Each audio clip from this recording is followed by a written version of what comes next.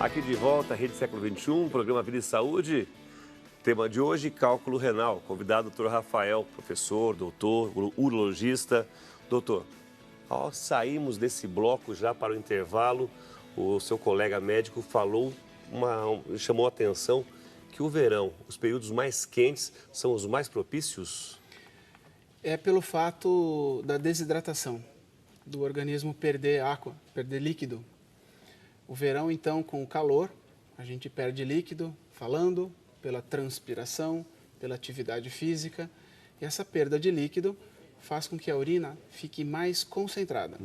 E isso favorece a formação do cálculo. Eu queria chamar a atenção também, não só para o período do verão, como para alguns trabalhos, algumas profissões que têm também esta possibilidade.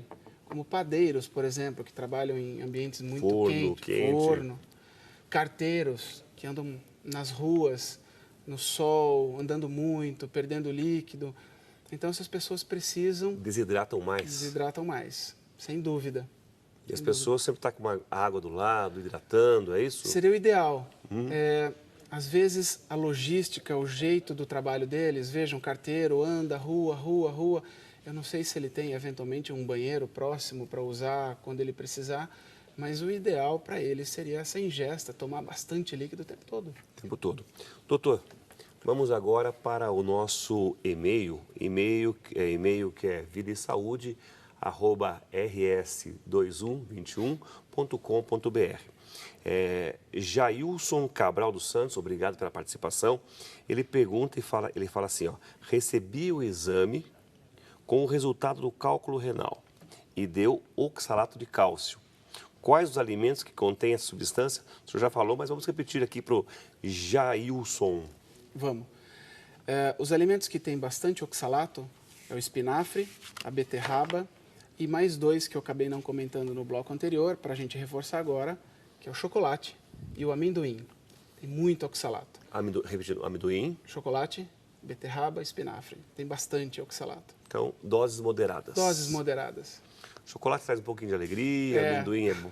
Tem suas funções, então tudo com doses moderadas.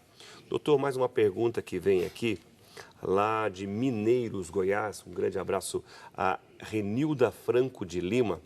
Ela diz aqui, os nenês ainda em período de gestação podem ter cistos renais? Isso tem cura? Os cistos renais, eles têm uma pequena diferença com relação ao cálculo, não é uma pedrinha realmente em formação, mas é um defeito que pode ocorrer durante a formação desse rim das crianças. Isso não é um problema tão comum de identificarmos ainda no bebê em fase de gestação, mas pode ocorrer. Na criança, quando esses cistos são formados, normalmente é um pequeno defeito, como eu falei, associado a um problema familiar, diferente dos cistos genético, diferente dos cistos que aparecem no adulto, que aparecem um pouco pela idade, pelo próprio desgaste do órgão. Mesmo com a hidratação da mãe, da gestante, isso melhora, ajuda? Ajuda, mas a hidratação da mãe, dependendo do período de gestação que está o bebê, ela tem uma função menor. Depois, mais para o final, aí sim tem alguma valia. Vamos agora para o telefone, 0 operadora 19 3871 9620. Quem vem de Guaranésia, Minas Gerais, um abraço a Ângela Vilas Boas e ela aqui ao doutor Rafael. Minha filha teve cálculo renal 4 vezes em um ano. Ela está tomando clorana há 10 meses e não teve mais o problema. Ela deve continuar tomando esse remédio? Ai, doutor. E pode ter 4 vezes? Infelizmente, sim. Pode ter até mais, dependendo da intensidade do problema que a pessoa tem. E essa intensidade pode variar de um para o outro. Existem pacientes que têm a formação de cálculo mensalmente. Mensal? Isso é muito ruim. A criança que ela se refere, eu não sei exatamente a idade, mas deve ser novinha, já com formação de cálculo.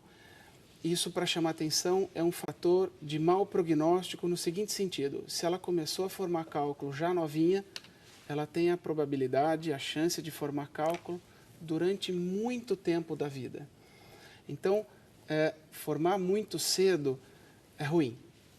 O medicamento que ela se refere é um diurético e, tendo efeito, surtindo bons resultados para o tratamento, em princípio sim, mas obviamente discutir com o médico que ela optou por fazer esse tratamento para sua manutenção. Mas resolve bastante em casos selecionados para esse medicamento.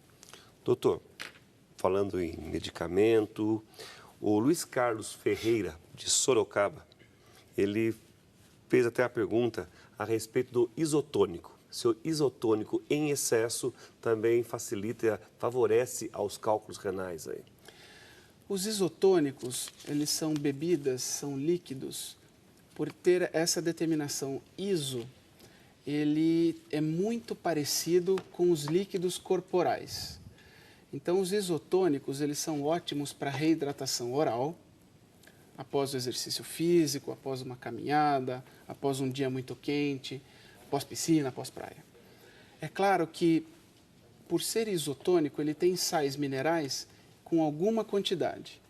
E a sua ingesta em demasia, pelos sais minerais, pode sim trazer alguma complicação, especialmente na formação do cálculo.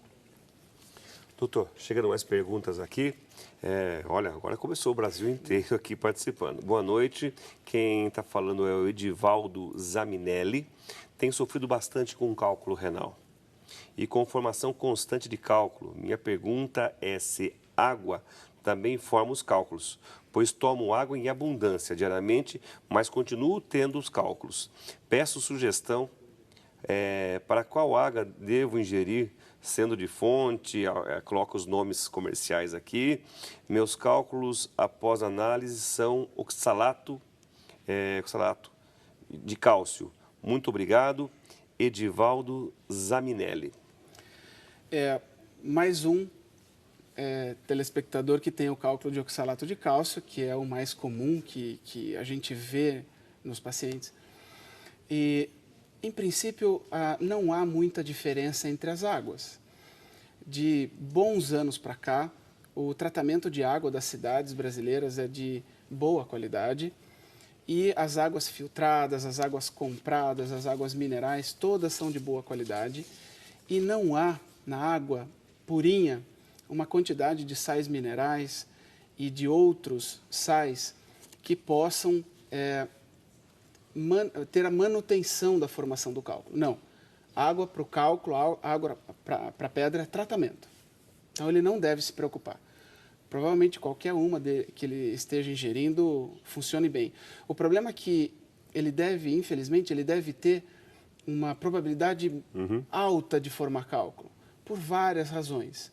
Porque ele tem uma probabilidade familiar, precisamos saber como é o trabalho dele, a ingesta agora de líquido que melhorou, alimentação, mas sem dúvida ele deve ter uma rotatividade, uma produção muito acelerada.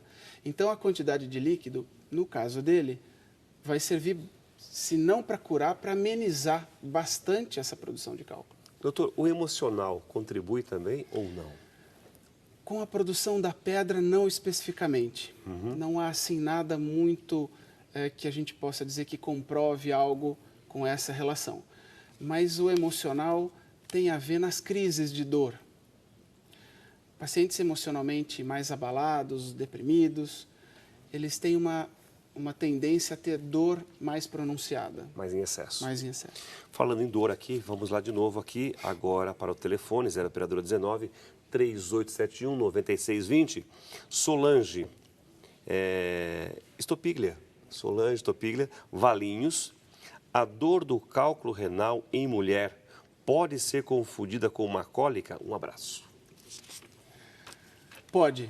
Eu acho que a Solange é minha prima. Tá aqui, ó. Eu acho que é. Pode sim. A dor... as dores renais são chamadas de cólica porque tem uma característica específica. É muito difícil as pessoas nos quantificarem a dor, especialmente dizer a característica, o jeito da dor. Mas ela é em cólica com uma sensação de torção. mas ela é diferente. Quem tem a possibilidade de ter algumas dores, a cólica intestinal é diferente da cólica menstrual, que é diferente da cólica renal. E a cólica de vesícula? Também é diferente, também é diferente. São dores muito peculiares, mas obviamente que a gente não quer que todo mundo tenha essas dores todas para saber exatamente distinguir uma da outra. Naquilo que o senhor falou há pouco, a renal, a dor é mais intensa. A dor é muito intensa da cólica renal, sem dúvida. Doutor, falando em dor, tal, agora vamos para as ruas, que temos uma pergunta a respeito do uso de antibiótico. Vamos para as ruas.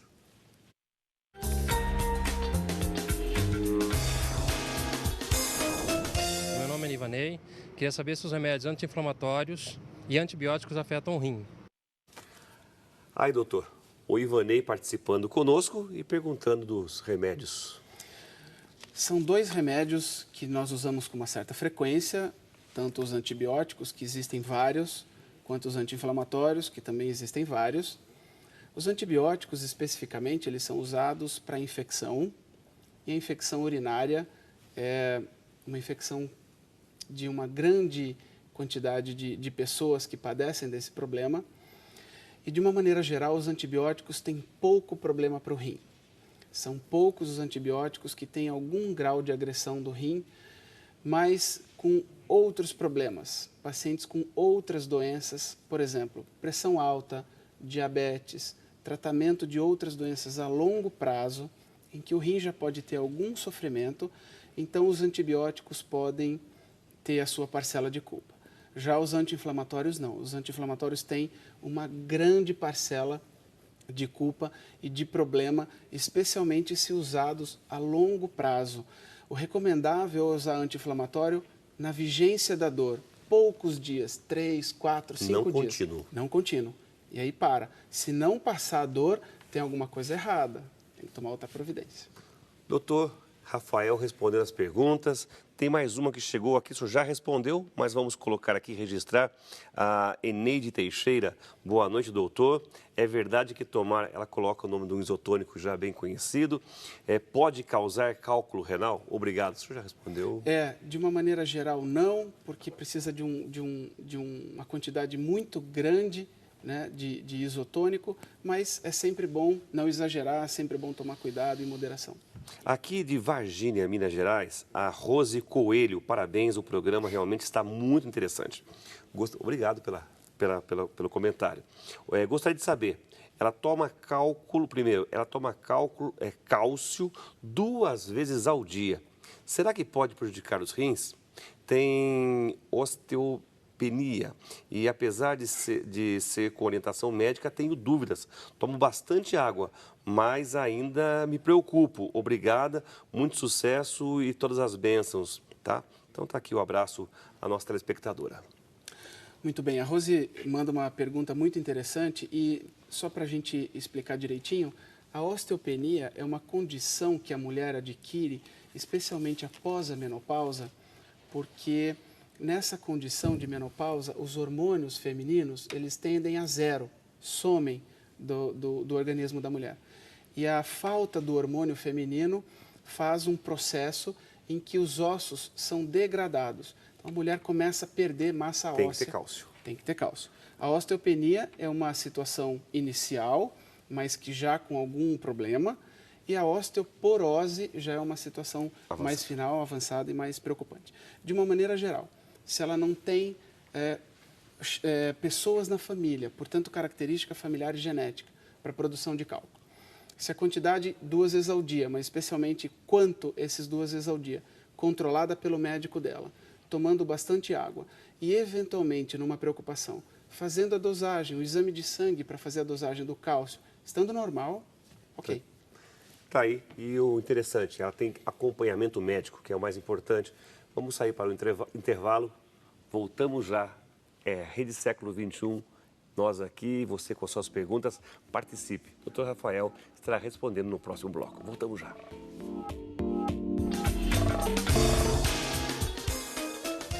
A hidratação, o ideal é ter, no mínimo, a média em torno de 2 litros de urina por dia. Às vezes muitos pacientes falam, poxa, como eu faço para medir, para mensurar esse volume de urina? Então, uma dica simples é olhar sempre a cor da urina. A urina sempre tem que estar o mais parecida com a água possível. Quando a urina está mais concentrada, o ideal é buscar uma boa hidratação e sempre o quê? Olhando a cor da urina. Se a cor da urina mantém essa cor, mesmo com hidratação, aí o interessante é procurar um médico.